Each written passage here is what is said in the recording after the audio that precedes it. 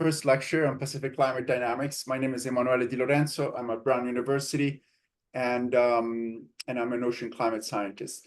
And so the topics that I'm going to cover today is, one, provide you with a general understanding of the dynamics of Pacific climate, both from a statistical point of view, but also from a dynamical standpoint. And then later on, I'm going to talk a little bit about the North Pacific marine heat waves, and if I have time, a little bit of how we can understand how they're impacting ecosystem.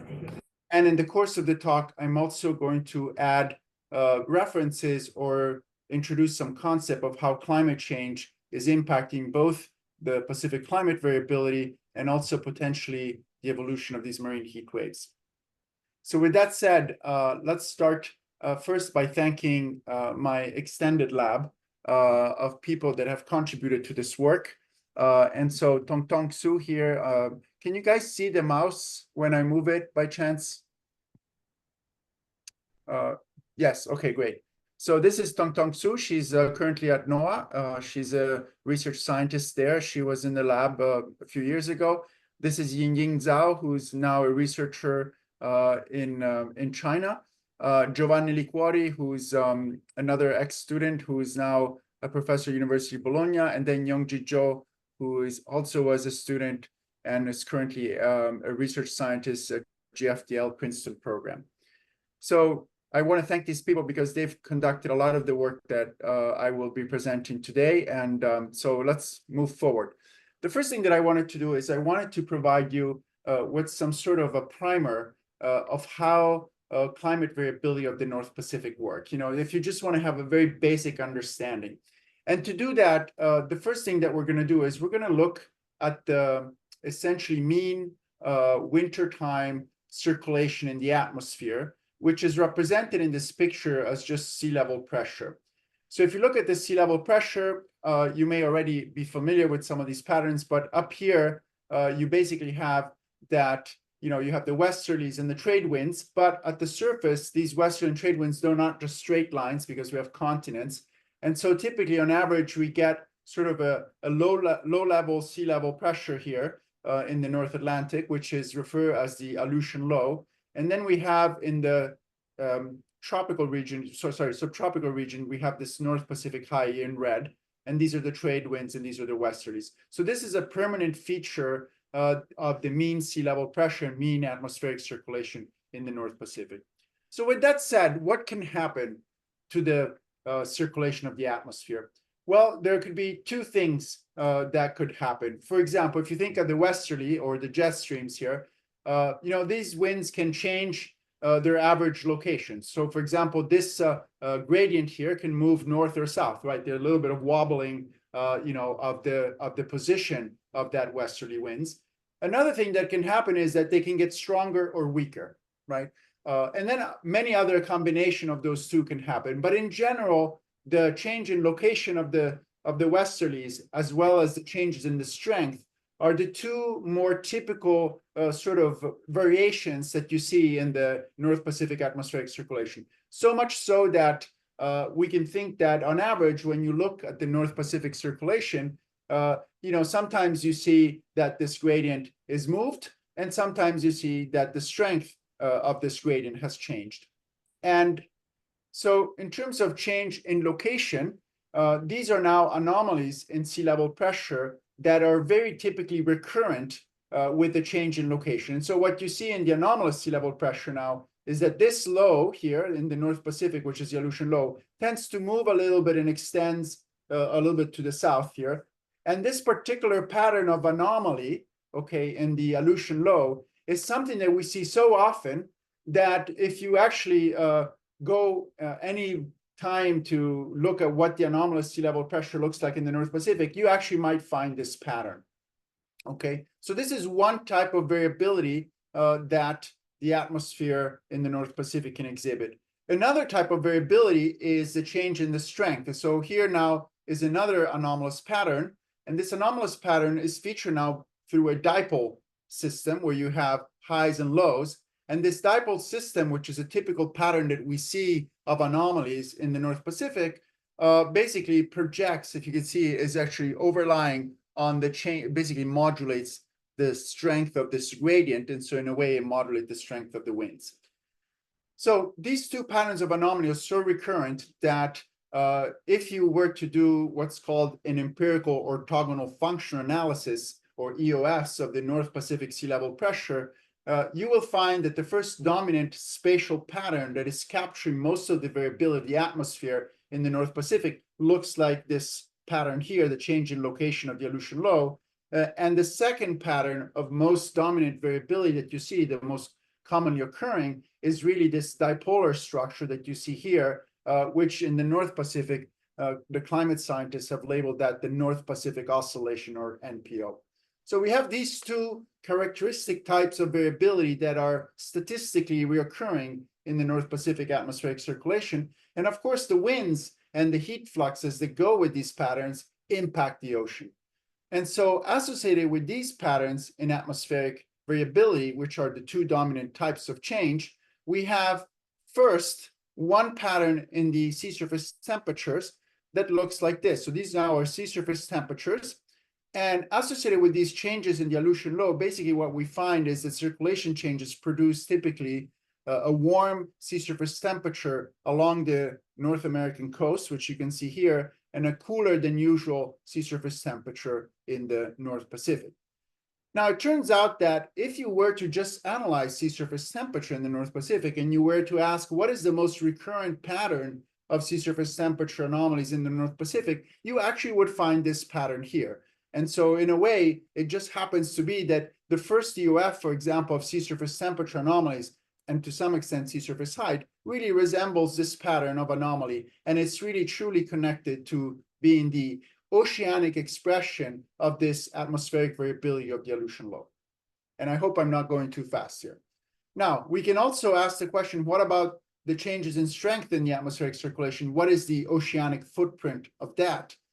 And if we do that, this is what we find. We find essentially that there is also here sea surface temperature anomalies, and they look similar, but they're actually different. And in fact, this particular pattern of sea surface temperature anomaly also emerges from these empirical orthogonal function analysis, or EOF, and in particular from EOF2 of sea surface temperature or sea surface height.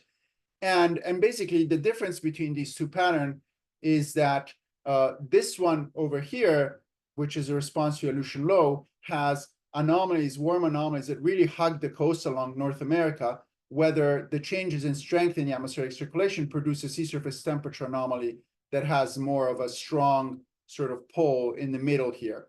So these are essentially one way to think about what are the dominant statistical patterns of variability in the ocean and the atmosphere and how they're connected. So with that said, in fact, these patterns, as I said, are so recurrent that in the North Pacific, people have given name to these patterns. And so this first pattern, which emerges as the first EOF of sea surface temperature, is typically referred to as the Pacific Decadal Oscillation. The second pattern of sea surface temperature anomaly, sea surface height, is sometimes referred to as the North Pacific Gyre Oscillation. And so we call these climate modes, okay? But here we have to be careful because in dynamical system theory, like if you have a differential equation, you can have modes of the system, and those are dynamical modes of the system. These are not necessarily dynamical modes of Pacific climate. These are statistical modes or statistical representations that can help us to track the Pacific climate. Similar to the North Pacific, you're probably familiar, and I'm not going to spend much time with the El Nino Southern Oscillation, which is also, in this case, it's a dynamical mode of the system. We know that for a fact. It's a coupled ocean atmospheric dynamical system, but it sometimes is also, its variability is represented by computing, for example, the first EOF of sea surface temperature anomalies in the tropical Pacific, which looks something like that. And that particular, basically, is the most recurrent pattern of interannual variability in the tropical Pacific, and we call that the El Nino. Is everybody with me so far? Because I can't. Give me thumbs up if I lost people. Good. Okay. Very good. Excellent. Okay.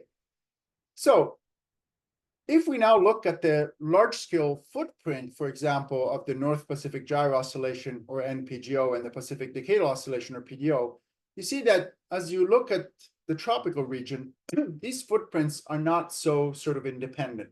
In fact, it turns out that these patterns or mode of statistical variability, or UFs, typically are not really dynamically independent. Now, from a statistical point of view, the way that these things are computed, they look like they're independent, but actually they're not. And so to understand how they're connected, we really have to start thinking about what are the mechanisms that control Pacific climate variability, and how do these mechanisms connect all these different patterns that we see in the sea surface temperature, in the sea level pressure, and in all several other fields that are related, like sea surface height, and ultimately also in patterns of marine ecosystem variability. So to do that, I thought that what I would do is I would present a segment of work that really looks at characterizing the tropical variability. And so in the tropics, we have El Nino. But for now, what we're going to characterize is we're going to look at the low frequency variations of the tropics. And the reason why I want to look at the low frequency variations is because these low frequency variations, or the dynamics of low frequency, have a very important impact on the dynamics of the climate extremes, including these marine heat waves. And so we're going to start by giving you some background on basically the dynamics of low frequency variability of the Pacific, and we're going to start with the tropics. And so for the purpose of this exercise, what we're going to do is we are going to develop an index that essentially measures the tropical Pacific low frequency variability, which in this case we call the tropical Pacific decadal variability. But here decadal really means low frequency. And the way we're going to do this is we're going to take basically the sea surface temperature anomalies. We're going to apply an 8-year low pass filter and basically to retain only the low frequency component. And then we're going to, similar to what we do with El Nino, we compute the first principal component of the tropics. And that index, which is shown here, represents our target, the low frequency variability in the tropical Pacific. So you can see it has a lot of modulation, very low frequency. And of course, by construction, it is low frequency. You can also see, for example, 1997 was a strong El Nino. And so you can see some signatures of the El Ninos also in the low frequency variability, but we'll discuss those in a second. So what we're going to do next is we want to quantify how much of this tropical decadal variability is important for the entire Pacific. And to do that, we're going to compute a correlation between this principal component, this, let's call it TPDV index, standing for tropical Pacific decadal variability, and the sea surface temperature anomalies in the entire Pacific that have also been low pass. And so what you see, this is a correlation map. You see strong correlation in this region here and strong anti-correlation in this region.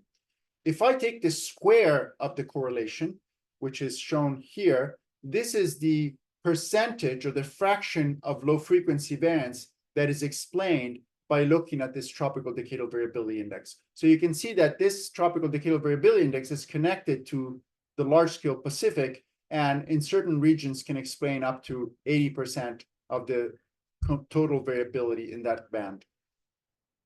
So with that said, then the question is, what drives this sort of ENSO-like decadal variability? And to do that, the goal here is that I want to show is that the largest fraction of this tropical decadal variability is energized essentially by what we call ENSO extratropical precursors from both the south and the north. In other words, what I'm trying to show is that the extratropics and the tropics have a way of exchanging information, we call these teleconnections, in both ways. And this exchange of information that is going in both ways is actually critical for explaining the low frequency variability of the Pacific Ocean. So let's move forward with that, and let's introduce the concept of what is an ENSO extratropical precursor. And so let's go back and let's look at this pattern of sea level pressure anomaly. This pattern of sea level pressure anomaly is essentially this dipolar structure. So if you remember, this is one type of variability, and in this particular case, this type of variability is typically related with the change in the strength of the atmospheric circulation.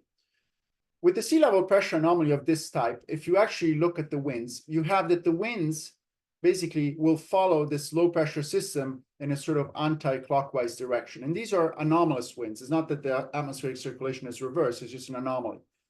These anomalous winds, if you look close to the tropics, you see that they correspond to a weakening of the off-equatorial trade winds. Okay, so now, the equatorial trade winds are going, basically from South America to the Philippines. But now with this type of anomalous pattern sea level pressure, you get essentially a reduction of those trade winds in the off-equatorial regions. When you have a reduction of these off-equatorial winds, basically, if you start blowing winds over the ocean, you will also reduce the evaporation.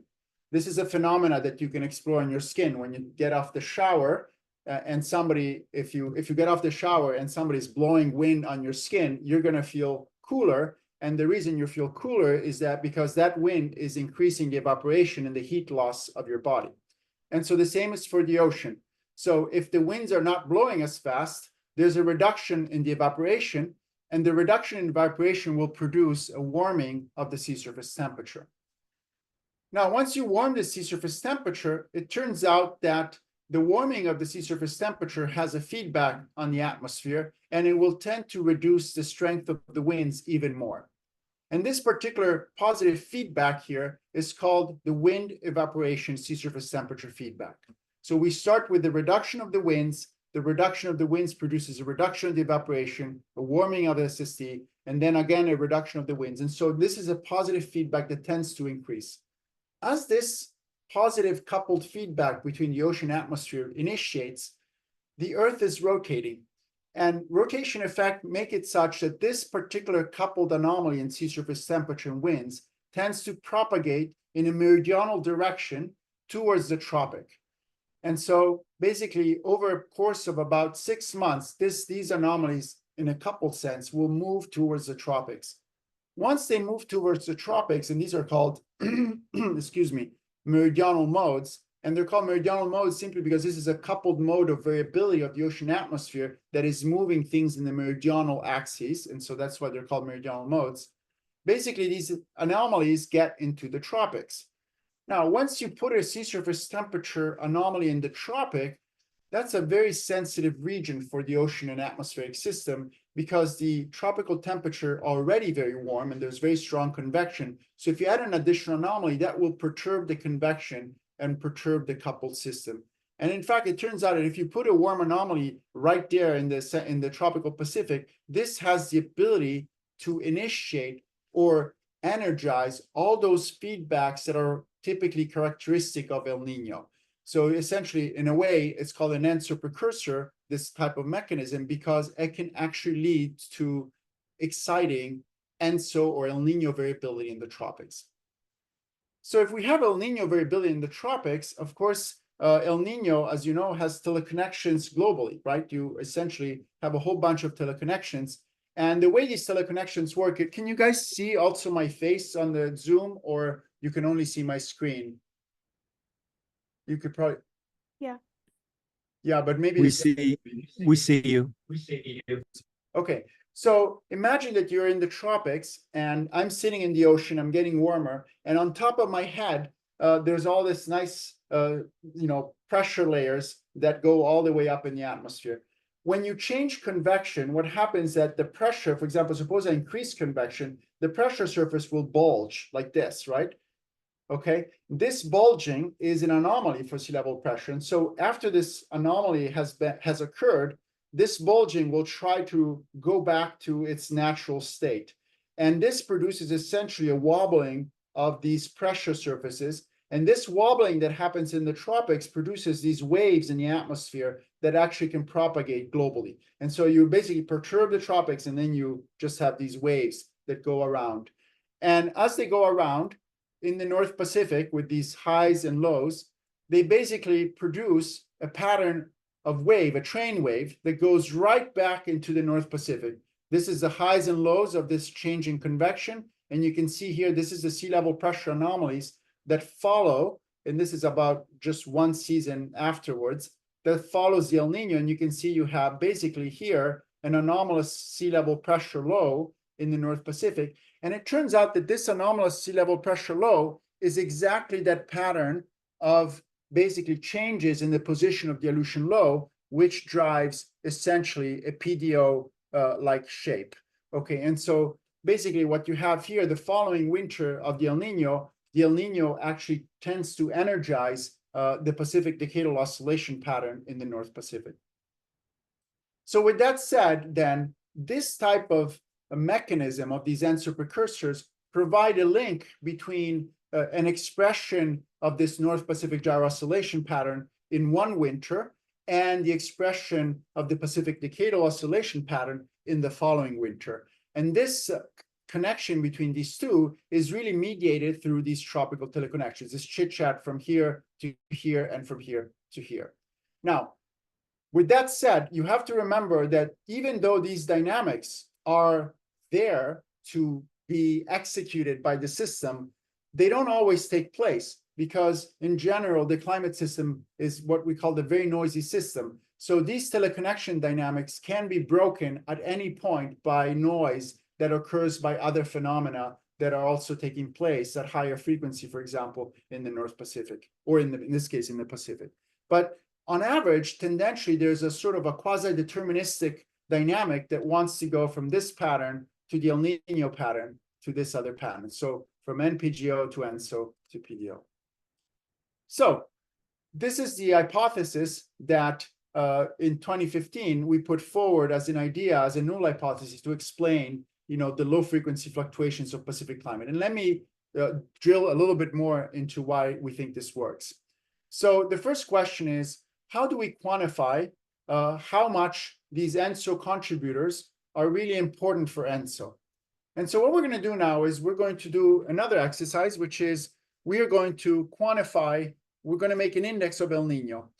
And to do that, this is a pattern of El Nino, but maybe a lot of you know that El Nino doesn't just happen in any season. There's a specific season of the year, which typically is around October, November, December, the fall, when El Nino becomes the strongest. And so what we're going to do here is we're going to look at this data from a seasonal standpoint. And so what is shown here is an El Nino index measured in October, November, December. And so this is basically the El Nino index. What we're going to do now is we're going to start building our conceptual framework. So this is our El Nino index. Next, we're going to make a correlation of this El Nino index with the sea level pressure that happens the winter before, okay? Because we are wanting to extract what are the precursors of El Nino in the atmosphere. And so by doing this lag correlation between El Nino in October, November, December index and the sea level pressure patterns back in the winter that was prior to El Nino, we can extract what we called ENSO precursor patterns in the atmosphere. And so this is the correlation map for the North Pacific, and this is the correlation map for the South Pacific. And what you find here, not surprisingly, is in the North Pacific, you have this very strong low here that corresponds to this weakening of the off-equatorial winds, as we've seen before. And at the same time, in the South Pacific, you get a similar shape where you have this low here that is also weakening of the off-equatorial winds in the South Pacific. So these two patterns in the atmosphere are what we would call the El Nino sea level pressure precursors in the winter prior to El Nino. Now, for these two, I just should say that these type of precursor, I explained to you just now, these meridional mode dynamics, right? But these patterns of sea level pressure anomaly and wind circulation anomaly have other ways to impact the tropics that have been documented. So there's actually different type of precursors dynamics that are linked to these off-equatorial trade winds. One, other than the meridional mode, is what's called the trade wind-induced charging. In other words, these winds here can produce Ekman cells. I don't know if you know what Ekman cells are, but in general, there's these subtropical cell that could also change the state of the tropical Pacific and essentially promote El Nino by producing more heat content in the tropical Pacific thermocline. Another thing that they can do is they can excite off-equatorial Rossby waves.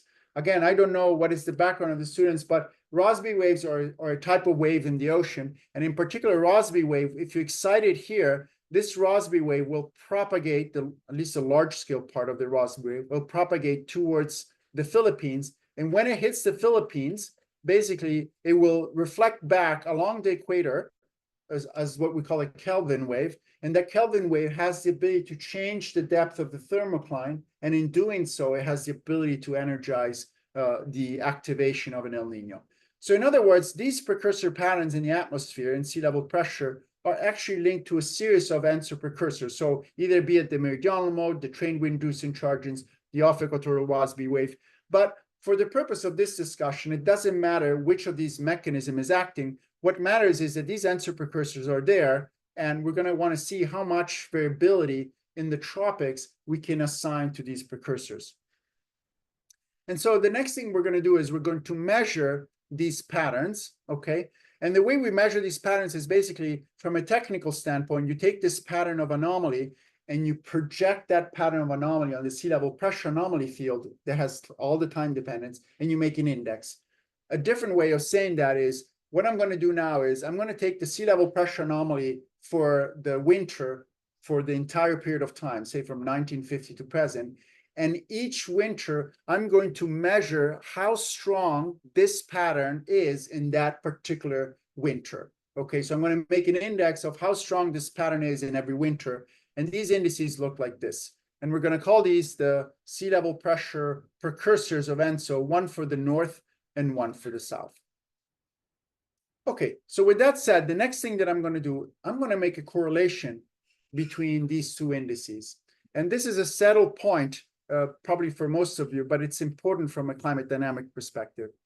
This correlation shows that these two indices are actually not correlated. And this is important because if these two indices were correlated, then one could not claim that these indices are sort of independent of El Nino. Because you see, every time that you have any sort of tropical variability, for example, like in El Nino, because of the large-scale footprint of the El Nino, that variability will be distributed both in the north and the south. And so if these two indices were correlated, we cannot say that these are really ENSO precursors, because in a way, they're maybe actually connected to the ENSO cycle.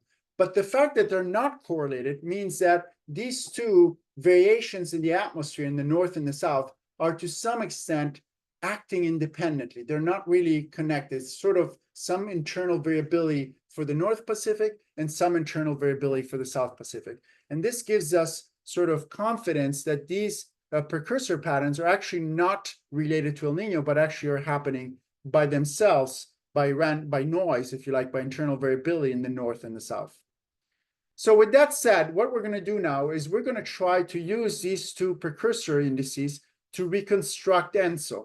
And we do that by just doing a very simple linear model. We're just going to add the North Pacific precursor plus the South Pacific precursors, with some coefficients. I think it's 0.5 for each. And then we're going to produce this black line. And you can see that this black line tracks more or less okay, this sort of red line, which is the ENSO signal. But you could start seeing it's not perfect. There's some, it's not exactly perfect, but it captures, some aspect of ENSO variability. Why is it not perfect? Because of course, ENSO cannot be reduced just to the fact that it's driven by the extratropics. There's also ENSO variability that occurs naturally just in the tropics by itself.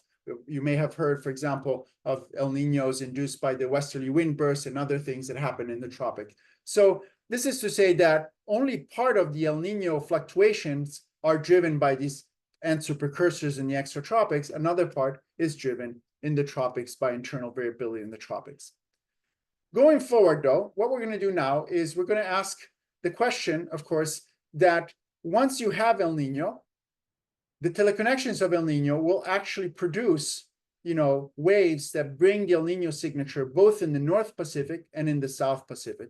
And so these are what we call the ENSO atmospheric teleconnections. And we know that after these teleconnections occur, as we were discussing earlier, there's going to be an oceanic response to those anomalies in the atmosphere. And so I'm going to call these responses, which happens the winter after, I'm going to call those successors of ENSO, if you like, in the ocean. Okay, so we start from January, February, March, the summer, October, November, December, and then we go to the January, February, March of the following year. So there's a year lag between this and this.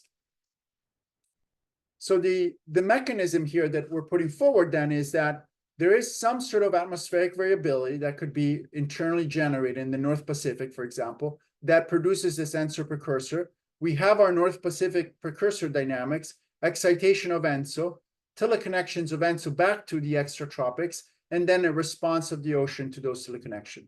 And this is happening in both hemispheres, right? It's happening, from the northern hemisphere and from the southern hemisphere.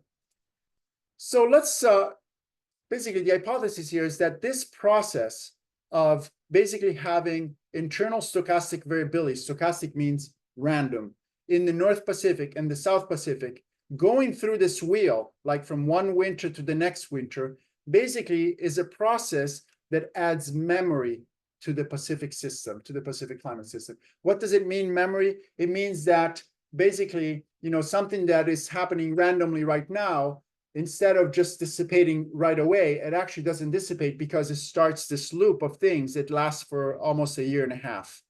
And that memory, as we will see later, is the foundation for having low frequency variability in the climate system. And we'll discuss, how memory is important for low frequency variability. In the second talk, I will give you an example. And in technical terms, we call this particular process like a reddening. Red means, if you ever look at power spectrum, a red spectrum is a spectrum that has a lot of energy in the low frequency. And so for any system that has low power in the low frequency, typically there's a reddening process that makes that low frequency energy. And for the Pacific, we propose that this is the mechanism that is dominating that low frequency variability. So the hypothesis here is that this seasonal variability in these extratropical ENSO precursor essentially is reddened through these teleconnections by ENSO and its teleconnection into the low frequency bands. That's really the hypothesis that we're going to explore. So how are we going to do that? Well, let's first look at these ENSO precursors. And rather than looking at the atmosphere, let's look at the ocean. And this is what they look in the ocean. So these are now the sea surface temperature anomalies that are connected with the ENSO precursor. So this is the North Pacific and this is the South Pacific. And you can see that these two patterns are actually to a large extent different, right? You have a very strong dipolar structure here, and you have this structure here that you may actually recollect looks a lot like the NPGO structure in this area. Okay, so this is basically, yes, Shak, you have a question. Yeah, Manu, there's a question in the chat. Maybe I cannot read the chat. Up. It says, this is basically internal variability with trend removed, right? Is external force variability considered here? Yeah, very good point. So in the atmosphere, if you actually make an index of those precursor, the amount of trend that you have from, say, forced variability is so small that it doesn't seem to have a very strong influence. Okay, if that makes sense. So those indices were not computed by removing any trends, but the trends were removed in the sea surface temperatures. Okay, because obviously there's a trend in the sea surface temperature is larger, but not in the sea level pressure anomalies. Okay, is there any other question? We good? No, okay. Okay, great. So basically this map that you see here is obtained by taking those precursor indices for the North and South and just making a correlation. Yes. We have one other question. Yeah, please go ahead. Hi, this is so cool. Thank you for all your beautiful pictures. I'm frantically taking notes. Would it be possible to slow down just like 10%? Absolutely. I'm so sorry. It's very hard for me. Oh, we can't hear you. Yes, I will slow down, and I apologize. It's so hard to give lectures in remote, without seeing the students. So I'm using a pace, I guess, that it's more formal for like a talk more than a lecture. So I will slow down. Okay, so restarting from where I am, these two maps. So basically, what I do is I take the North Pacific precursor and I make a correlation map with sea surface temperature in the north. And then I do the same in the south, and I get these two patterns. Now what I'm going to do next is I'm going to make the same correlation map, but rather than correlating with the sea surface temperatures in the winter in which is happening, I'm going to correlate my index with the sea surface temperatures in the following winter, which is shown here.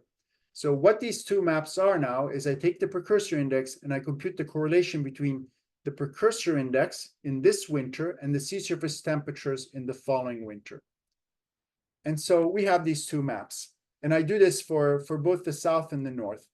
What you see here, which is really cool, is that now these two patterns, okay, are not so different anymore.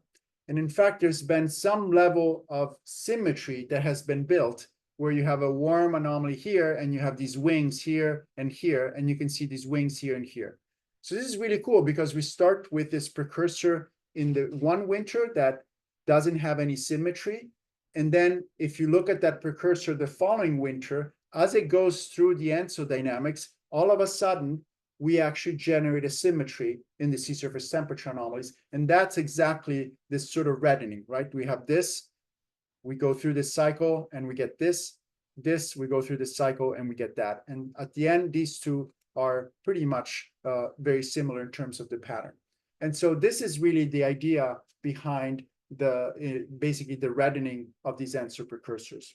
Now we can go a little bit further here, and we're going to ask the question: how do we quantify the decadal or low frequency variability that is happening in the tropics that is just forced by these precursors, right? So again, if I look at the tropical variability, like El Nino and also the low frequency, part of that variability is going to be generated internally in the tropics, and then part of it is going to be generated through these extratropical precursors.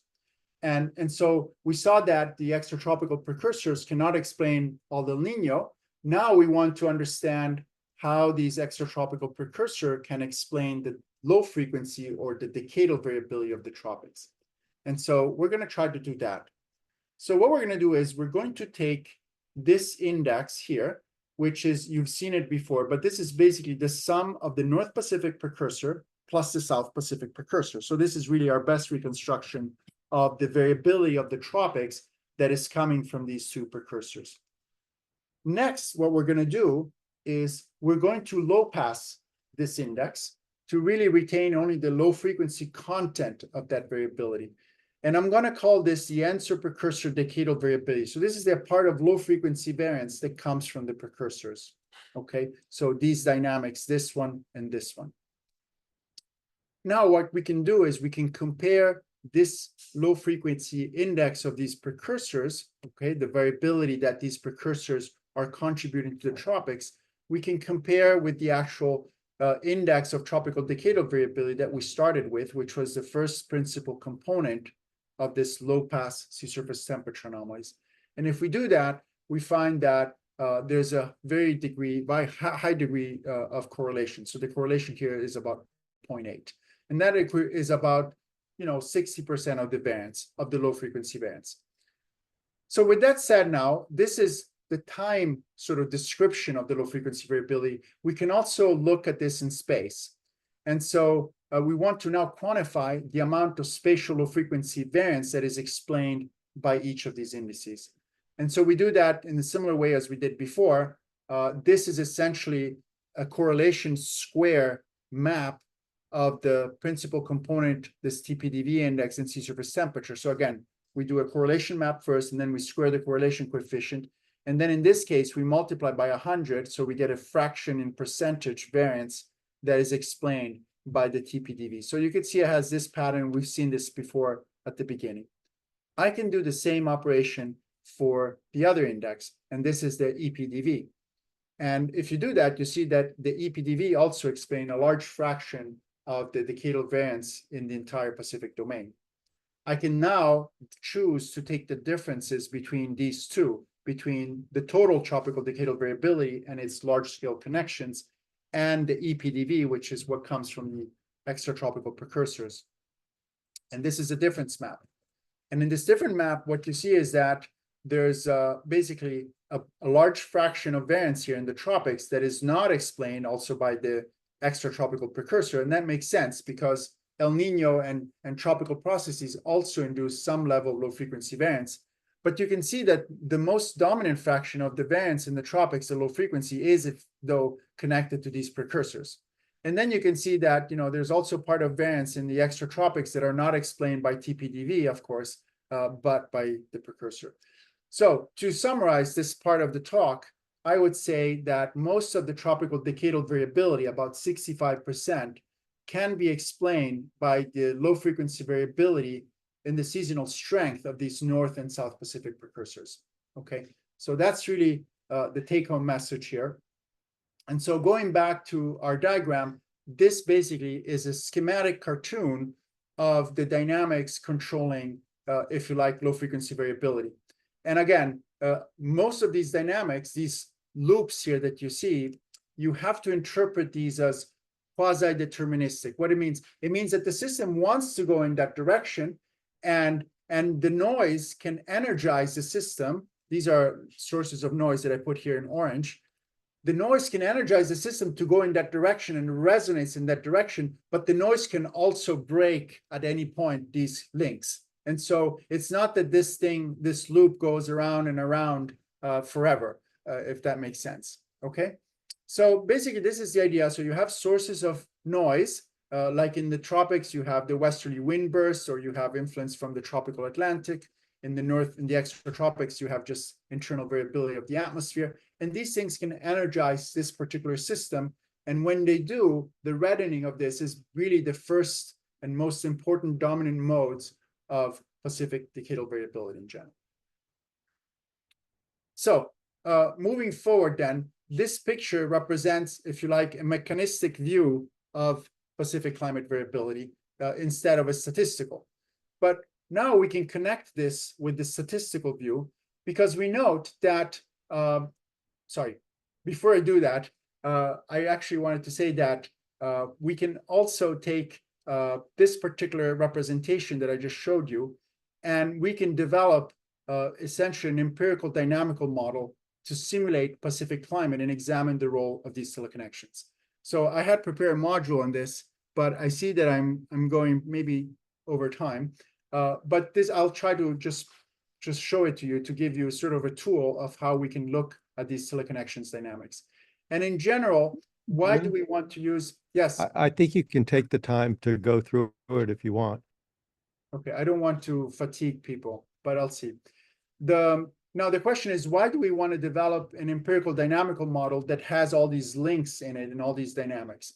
The reason is that from the EDM, empirical dynamical model, what we can do is we can actually extract the true, or at least closer to the true, dynamical modes of the system rather than the statistical modes like the EOFs. So the EOFs gives us statistical standing patterns, but from the empirical dynamical model, we can actually extract the dynamical modes of the system, the internal dynamics that are not necessarily standing pattern, but are pattern that are co-evolving through time and may provide us with a better understanding of the system. And so with that said, I'm going to start by doing an exercise where I show you how we can think about this by relating this mechanical stuff to some of the statistical patterns. So here, for example, if we go back, we saw that we have these ENSO successors, we have these ENSO precursors, but these patterns in the North Pacific, for example, the ENSO precursor here and the ENSO successor here, are actually very much close to the two patterns that we were discussing before. So this one here, the successor, really projects on this Aleutian mode, or the changes in the Aleutian low, which then drives an expression like the Pacific decadal oscillation. And in turn, the precursor is really more producing this dipolar structure in the atmosphere in the North Pacific, which we call the North Pacific oscillation, which changes the strength of the atmospheric circulation. And that has an expression in the North Pacific gyro oscillation. So let's just take this one, which is more known, like Aleutian low PDO, basically this successor part. And let's look at those patterns. So initially, if you remember, I showed you the pattern of the changes in the Aleutian low, which was this sort of movement and deepening of this, and then its atmospheric oceanic expression, which was this Pacific decadal oscillation, sea surface temperature anomaly. So I want to build a simple model to represent this link that exists between the sea level pressure changing and the ocean responding to that. And so we're going to build a simple one-dimensional model. And how does this simple one-dimensional model work? Well, we're going to say that the rate of change of the ocean, in this case, the sea surface temperature, is really driven by changes in the pressure. So the sea level pressure here is our atmosphere. Alpha here is a coefficient. It's just the strength of that change. And so these two terms say that the rate of change of the ocean, the temperature here, is driven by a change in the sea level pressure, or at least by the sea level pressure. Now, when you change the sea surface temperature and you produce an anomaly, these anomalies will not last forever because over some time scale, the anomalies will dissipate away. And the dissipation is either like the simple fact that if you warm the ocean after, the mixed layer has some capacity to retain that heat, but after a while, the heat will go away.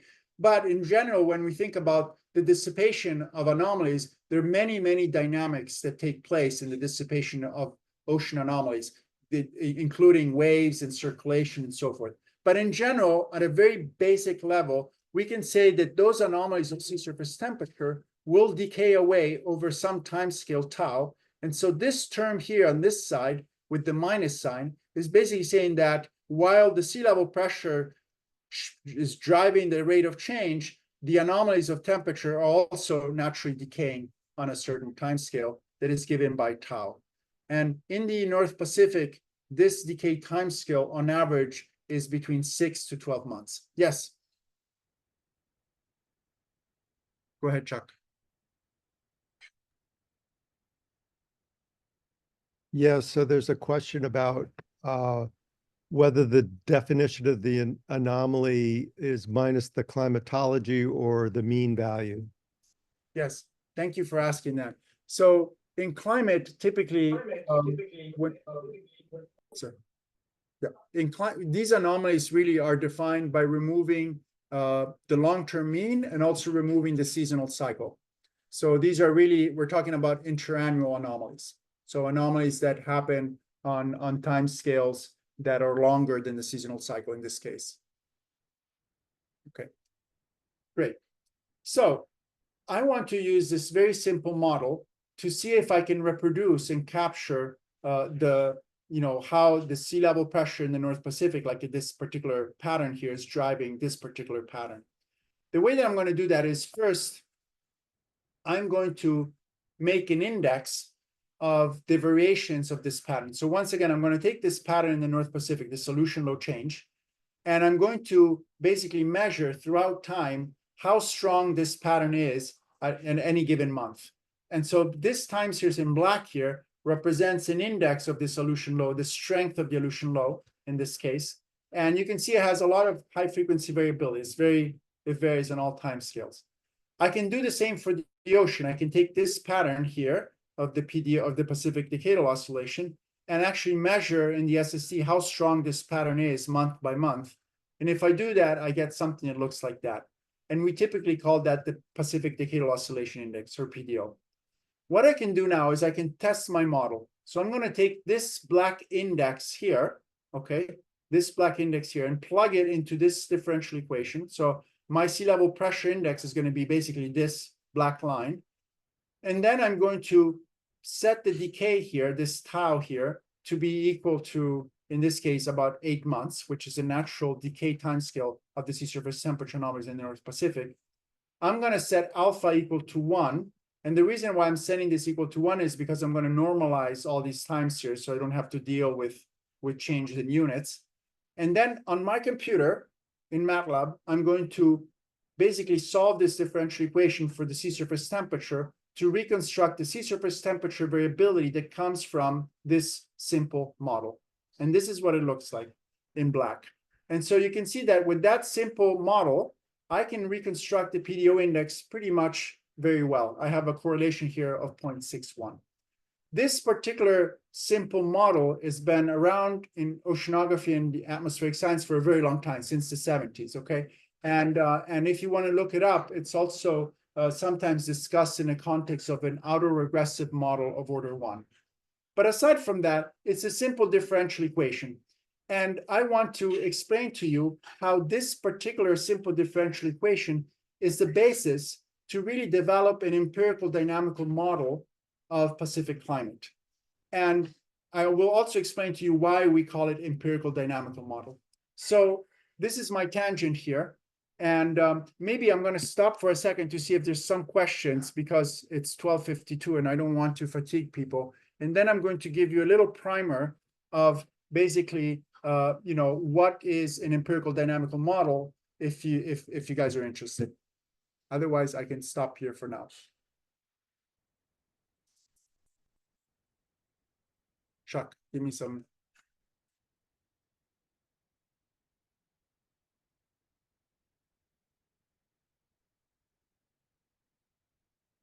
Anyone? Oh, we have a question in the chat. Okay, so how do you estimate the decay time? Yes, so the answer to Wei is that, yes, the decay time scale is basically computed by looking at the autocorrelation, in this case of the PDO index. Any other question? Thanks. Okay, great. Chuck, what should I do? Give me some. Yeah, I think I think we could have like a 10-minute break. Yeah, let's do that. Perfect. Or maybe closer to 7 minutes and come back at 10. Yeah, sounds great. Okay. Oh, that would be 1 p.m. your time. Yeah, no worry. Got it. I'm here. Okay, short break.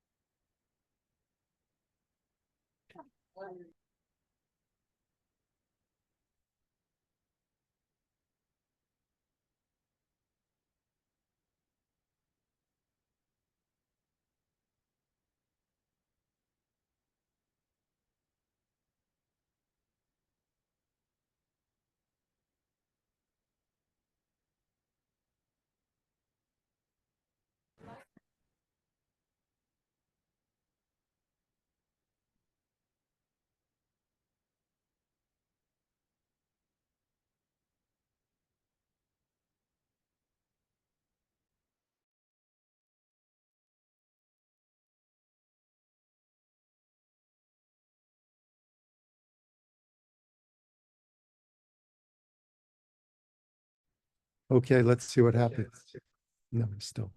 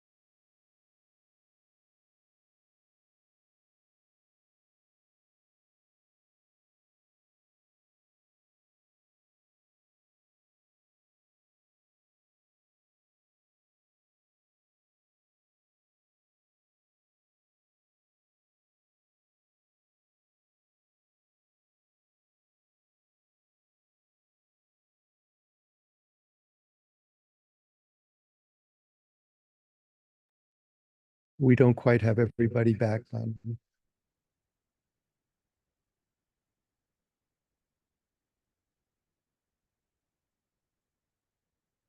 I didn't access to the reading field. Can you reshare? Yes, I thought that could have been a tag that I need to reshare, which.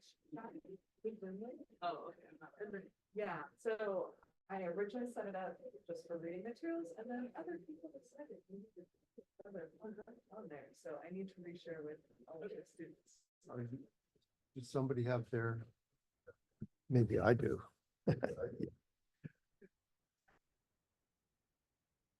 Okay, Manu, I think we have everybody back.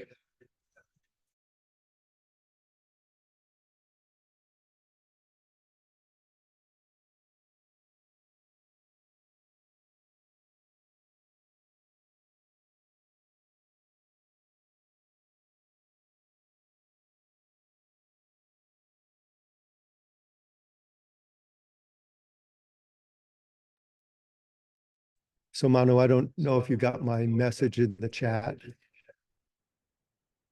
And it's okay for you to go now. Okay.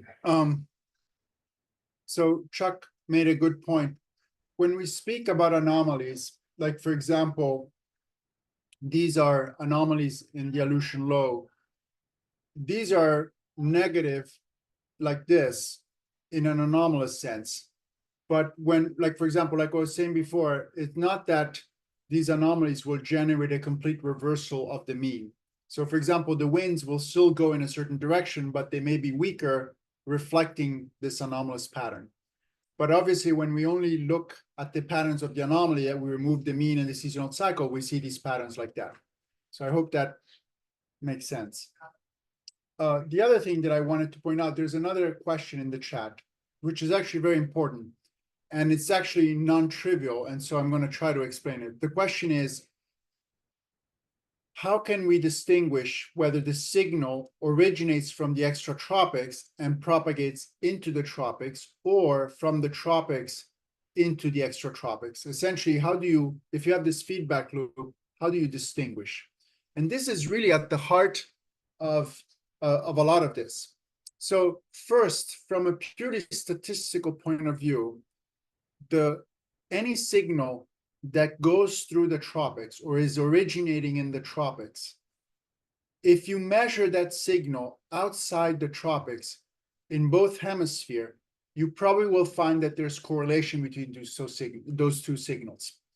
Okay, so if you actually define an index here in the North Pacific and an index in the South Pacific, and those are correlated, the most likely reason why they're correlated is because they went through the tropics, and ENSO has this kind of, you can think of it as the ENSO teleconnections are making it more symmetric. They're like spreading it together in both hemispheres.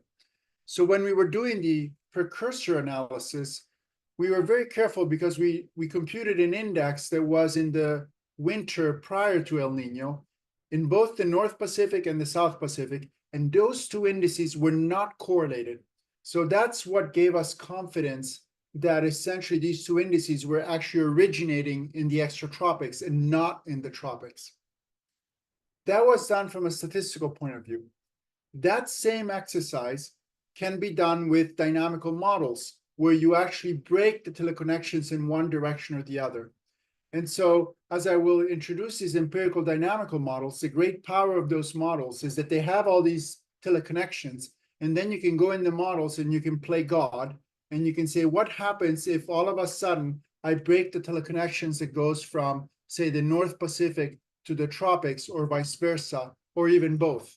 And so those type of analysis with those empirical dynamical models will allow us to build more confidence in what is the role of these different pieces in the big puzzle.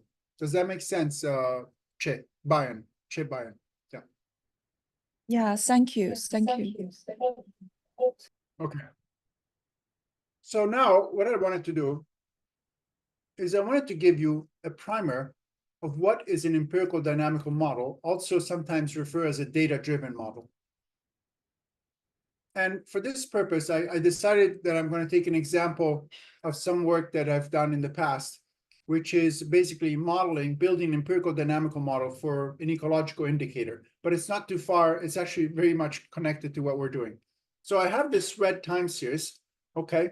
And I don't know what dynamics control this particular, this is a marine species of krill in the California current. And I don't know what are the equations. I don't have a dynamical equation for this system. I don't know. God may know, but I don't know it. And so I'm going to assume, well, let's assume for a second that I was God, okay? And as God, I know, for example, that this particular simple differential equation is in fact the dynamics that control this system, okay? Now, of course, I'm not God, but let's assume for a second that I was God and I had a differential equation like this, very similar to the one we were looking at before. The rate of change of the red time series, which in this case is zooplankton, is equal to a forcing term minus a decay gamma, one over time, times z, okay? And so let's assume that that was the actual true dynamical equation of this system, a very simple sort of differential equation. But I didn't know that. I can solve this on the computer though, right? If I were to solve this on a computer, what I would do is I would discretize this equation. What does it mean, discretize? So for example, this rate of change, dz dt, I can think that this is really, from a numerical standpoint, is really z at a future time minus z at the current time divided by the time interval. I can approximate this derivative with this scheme here. So what this is a discretization of this equation, basically a numerical scheme, where I know that the rate of change of z, which is estimated as z at t plus 1 minus z at the current time divided by delta t is equal to the forcing minus this term. This is how we solve these differential equations on a computer. I can rearrange the terms. Basically, I can say now I want to write an equation that tells me what is the future value of z. So all I have to do is I have to move this term on this other side and multiply this other side by delta t. So I multiply by delta t and then I move this term on the other side. And if I do that, I come up with an equation that looks like this, okay, where I have that z at the future time, it's a predictive model, is equal to z at the current time times some coefficient here, plus another coefficient that multiplies the forcing, which is this forcing function f. And so now I have a prediction equation for this particular zooplankton. Now, when we talk about discretization, these two things, these black things here, we call those the coefficient of the discretized dynamics, okay? So basically we have one coefficient that stands in front of z and one coefficient that stands in front of f. I hope that everybody is with me. Okay, so these are coefficients and I can compute those coefficients from the differential equation because I know what the differential equation looks like. And so these are what the dynamical coefficient are from the differential equations. Now, suppose that I did not know that differential equation, okay? But I did have past realization of z at t plus 1, of z and f. Is there a way that I can estimate what these coefficients are just from the data itself without knowing what the differential equation is? Well, I can, because in principle, if I assume a form like this, I can say that alpha 0, I can compute that as the covariance, okay, between z and z at t plus 1. So this is a lag 1 covariance function between the zooplankton at today's value and the zooplankton at the future value. The covariance basically is similar to the concept of variance, but it means that if you're covariant, it means that there's a relationship between the data at this particular time and the future time. And we can exploit that covariance to basically give us some predictive skill of how the system is evolving in time. I can also do the same for alpha 1, which is really ends up being the covariance between z at time plus 1. No, sorry, what is it? Z at time, sorry, yes, z at t plus 1 and f, okay? So I can compute these coefficient in a statistical way, okay, by just guessing that my solution, okay, is going to look like alpha 0 plus z of t plus alpha 1 times f, okay? So in that sense, what I've done is I have used empirical data, in this case, the lag covariance statistics, to estimate the coefficient of the dynamics. And so that's why we call these empirical dynamical models, because they're trying to track the true dynamics of the system, meaning they're trying to compute what are the coefficients of the dynamics of the system. But because we don't know the differential equations, we try to reconstruct those coefficients using the statistics of the variables of interest here, the Z and the F, from previous time by computing these lag covariances. And so that's why we call it empirical, because it comes from data. And we call it dynamical because it's really trying to mimic, in fact, the dynamical behavior of the system. It's not just, if you like, a multivariate correlation per se. So now we can try to use this particular system to forecast the zooplankton. And in this case, we have Z at t+1, which is our time series that we want to forecast. In this case, because this is a species that lives in the Pacific, we're going to assume that mostly it's responding to changes in the Pacific sea surface temperature. So we're going to use that as a forcing. And in particular, because we don't want to use all the forcing of the Pacific, and this is just a time series, what we're going to do is we're going to use these EOFs. And in particular, EOFs are these dominant patterns of variability in the Pacific. And in particular, we're going to use the first 3 EOFs. And these first 3 EOFs are, one is El Nino, the other one is some sort of NPGO, the other one is PDO. And so because each of these patterns has a time series that goes with them, we call those a principal component. So we can use that in our model and just say that our forcing is really the sum of all these different principal components. And once we do that, we can then, we have here our observed ecological indicator, and we can try to run a forecast. And so the first forecast that I do is called the cross-validated prediction, which means that I try to estimate these alphas here by basically using all the previous occurrence of data except the ones that I'm trying to predict. And so this is what it means. So the data statistics used to derive these coefficients does not include the data that we're trying to predict, essentially. And so let's look at the 1-year prediction. And we find that the 1-year prediction is actually really good with this simple model. The 2-year prediction, 3-year prediction, still pretty good. So this is an example of a very basic empirical dynamical model. These are the predictions. And of course, you can improve on this model. You can add additional predictability, for example, from including other variables in this model that are other ecological indicators. You can get fancy. But this is essentially, in 1D, is a simple version, if you like, of what an empirical dynamical model is. Of course, we want to do something more complicated because we want to keep track of both space and time. And so we say that we are going to elevate this model to become a multivariate state, which means it has space and time.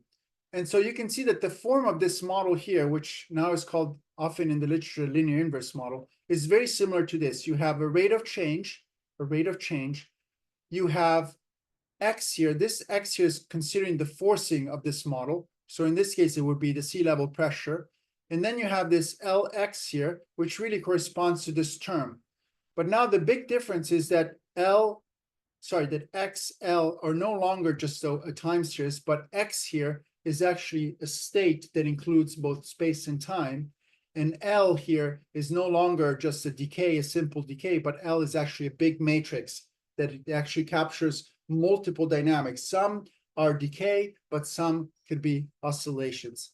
And so this particular multivariate sort of definition of this very simple model is what we call a linear inverse model. And if you actually build this model using existing data, we know from many studies that now have been published, you can actually simulate Pacific climate variability and also actually the climate of Earth very well, and incredibly well. In fact, and sometimes even better than some of our most advanced numerical models. And so this type of linear inverse model, for example, is used routinely to produce ENSO forecasts, in the different type of forecasting system. And so how does this look like then? Well, so again, X here is a state vector can contain the sea surface temperature in space and time. It can contain other things. Like in this particular case, the state vector of this simple example contains sea surface temperature anomalies and also sea level pressure anomalies. So you have the ocean and the atmosphere.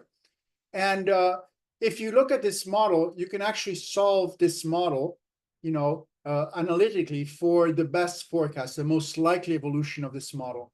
And this is the equation here that shows the evolution of the model. Now, I don't know what is your math background, but in general, if you did not have this forcing term here, okay, these type of models, a simple differential equation, the rate of change of x equals Lx, is really an exponential, has a solution that looks like an exponential, either decay or growth.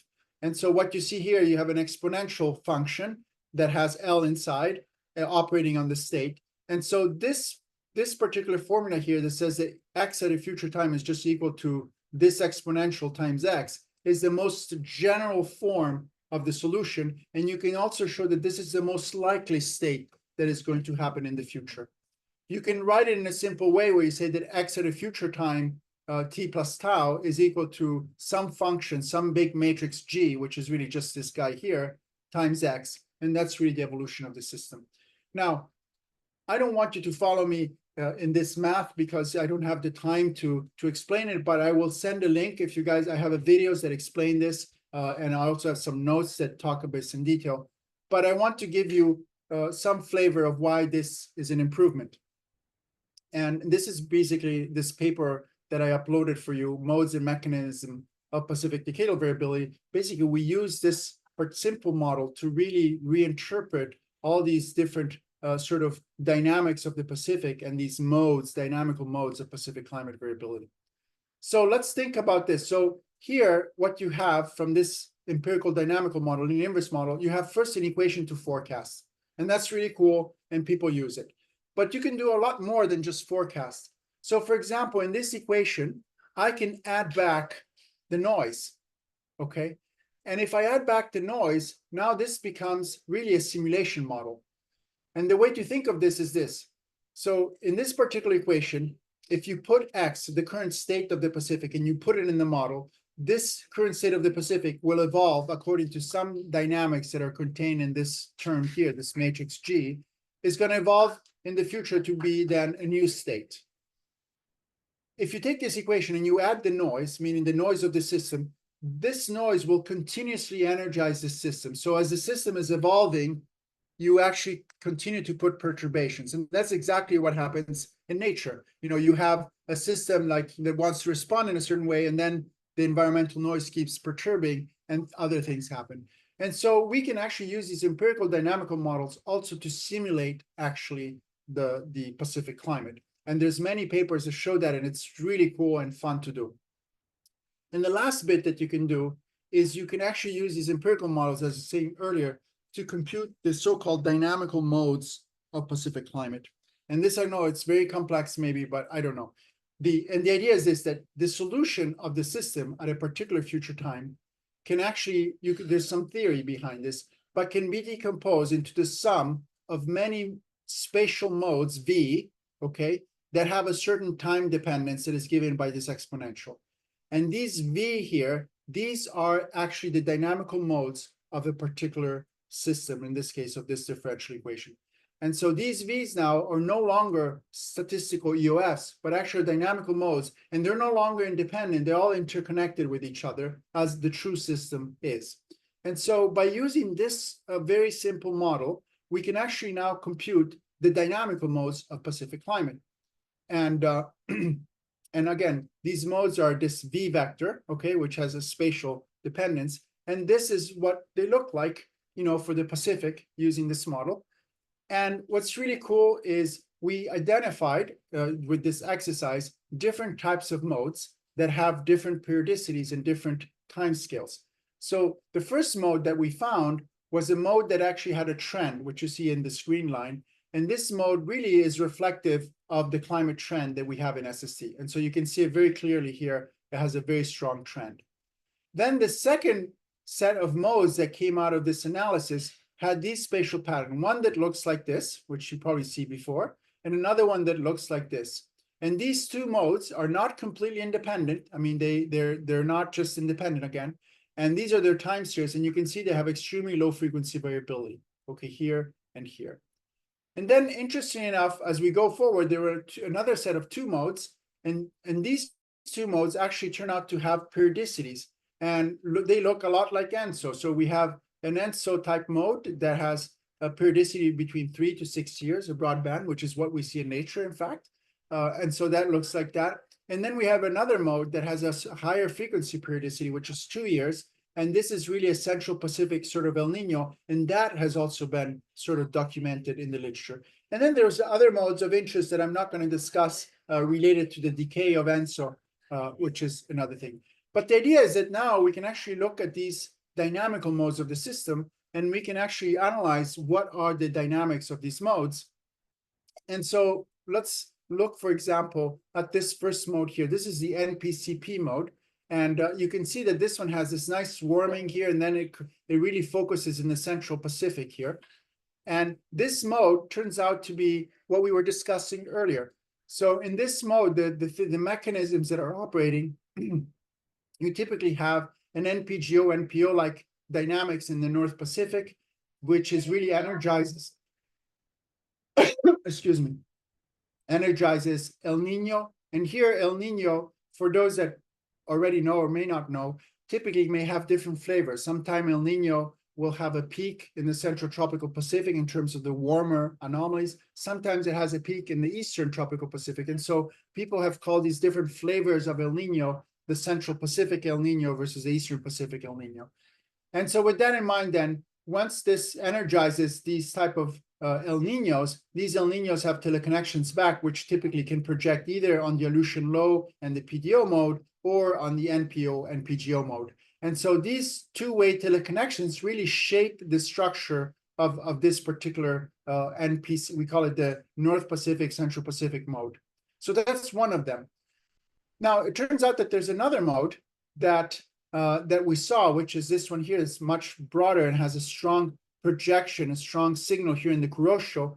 And this mode really expands, if you like, on this NPCP mode. So you have this NPCP mode dynamics, but then what happens in the North Pacific, and this is something that I will just mention, is that when you have these atmospheric teleconnections to the Aleutian Low, for example, or in general, North Pacific atmospheric variability, once you have that variability in the North Pacific, that North Pacific variability can also excite large Rossby waves in the North Pacific. And typically this happens in the Central and Eastern North Pacific.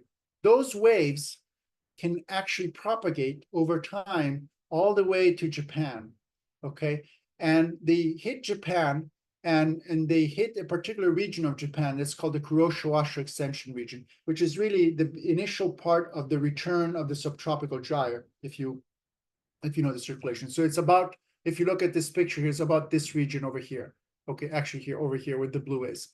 And it turns out that when you actually perturb the Kuroshio, this is essentially, it's like a western boundary current, like the Gulf Stream. Actually, the Kuroshio has the ability, it's warm enough that it has the ability to impact the overlying atmosphere. And those overlying atmospheric influences typically produce an atmospheric response that goes and triggers, again, this sort of NPO and PGO structure, which then can connect back to the tropics. So this is a different path of Pacific climate dynamics, which can actually, to some extent, lead on a quasi-sustained oscillation that has been documented now in several papers. So that's to give you an idea of the power of using these empirical dynamical models. But you can do other things. Earlier, remember somebody discussed, how do you know if it's coming from the tropics or is it coming from the extratropics? Well, you can build an empirical dynamical model where you actually separate the tropical and the extratropical state, and then you can simulate the system by removing basically the coupling between the two states and see what happens to the system when you decouple. And this is an example of a paper by Yingying Zhao, who was a postdoc here. And she essentially did that. She used what we call a multi-state linear inverse model, where she had, in this empirical dynamical model, she only had a state for the North Pacific and one for the tropics. And she basically made simulation and found that when she decouples the two states, essentially she loses most of the low frequency variance of the tropics. And so basically she was able to show that this NPCP mode energizes about 70% of the Central Tropical Pacific decadal variability, which is very much in line with the result that I was talking earlier before when we're looking at the role of the precursors And so basically she did the same analysis now using this empirical dynamical model. And of course, in this model, she can also look at, what comes from the tropics versus just what comes from the extratropics. Building on this, she also decided to do a 3-state model, where now, rather than just looking at North Pacific and tropics, she looks at North Pacific, tropics, and South Pacific. And she found that, for example, the North Pacific has very little control on the interannual variability of the tropics. And most of that interannual variability of the tropics is really coming from the South Pacific. A result that is consistent with a lot of theories that have been proposed in terms of the role of the South Pacific in energizing the tropics. So again, these are all different type of exercises that one can do with these empirical dynamical models. And this was a paper that was just accepted actually last month. And this is an example of what the output of that model looks like. So what is shown here in this top plot here is essentially the low frequency variance of the tropical Pacific from observations. And so you see it has a very strong bull eye in the central tropical Pacific, and then along here, the equatorial axis.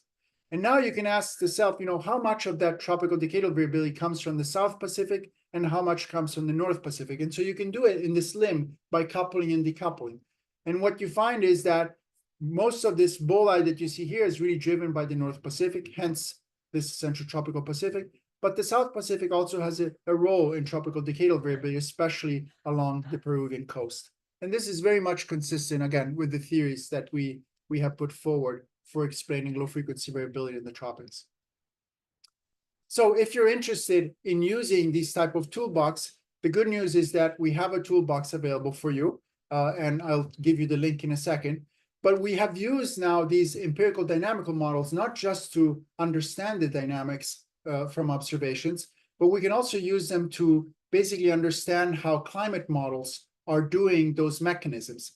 And I'm not going to go over that chapter, but in general, we find that in the climate model world, the climate models that have a very weak representation of this two-way coupling between tropics and extratropics turn out to have a really bad representation of the tropical decadal variability. So again, suggesting that even in the models, when they don't have this mechanisms of two-way coupling, actually that produces not a good realistic low frequency variability.